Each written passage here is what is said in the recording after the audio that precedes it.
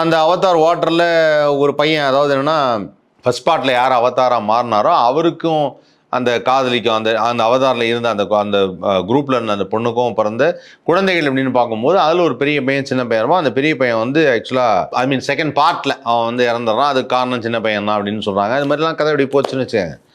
First பார்ட்டில் இருந்த அந்த ஒரு பெரிய இன்ட்ரெஸ்டிங்கான விஷயம் வந்து செகண்ட் பார்ட்டில் என்னால் ஃபீல் பண்ண முடியல. காரணம் என்ன அப்படின்னு பார்த்தீங்கன்னா, இட்ஸ் அ வாவ் ஃபேக்டர் அப்படின்வாங்க. வாவ் ஃபேக்டர்னா நம்ம நினச்சி பார்க்க முடியாத ஒன்று. அதாவது இந்த மிதக்கும் கல் அப்படின்னு சொல்லுவாங்க. கல் வந்து நான் இன்றைக்கும் வந்து பார்த்தீங்கன்னா, நீங்கள் ராமேஸ்வரம் பக்கம் போனீங்கன்னா ஒரு இடத்துல சொல்லுவாங்க, இந்த கல் வந்து மிதக்கும் சார், தண்ணியில் போட்டு வச்சுருப்பாங்க. அப்படி கல் வந்து இப்படி லைட்டாக மிதந்துட்டு இருக்கும், உள்ளே போகாது. ஸோ இந்த மாதிரி வந்து ஒரு ஆச்சரியமாக இருக்கும் அதை பார்க்குறது. அப்படியே ஆச்சரியமாகவும் ஒரு அது ஒரு ஒரு வித்தியாசமாக, அதாவது என்னென்னா அப்படியெல்லாம் இருந்தால் எப்படி இருக்கணும், ஒரு ஃபேண்டசி கலந்த படமாக அவதார் இருந்தது ஃபர்ஸ்ட் பார்ட்.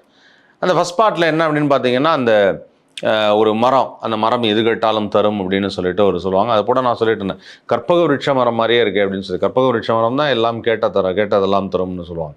அப்படிப்பட்ட மரம் மாதிரி காமிக்கிறாங்களே, அதுலேருந்து ஒரு நல்ல சக்தி, ஒரு நல்ல நம்முடைய மூதாதையர்கள் அதை வணங்குறதுன்னு சொல்லி ஒரு விஷயம் பண்ணாங்க. அப்போது அந்த அவங்க உத்தரவு கொடுப்பாங்க, அவங்க உத்தரவு கொடுத்தோன்னா நம்ம இதை செய்யணும். அப்படியே டிப்பிக்கலாக ஒரு தமிழ் படம் மாதிரியே இருக்கும்.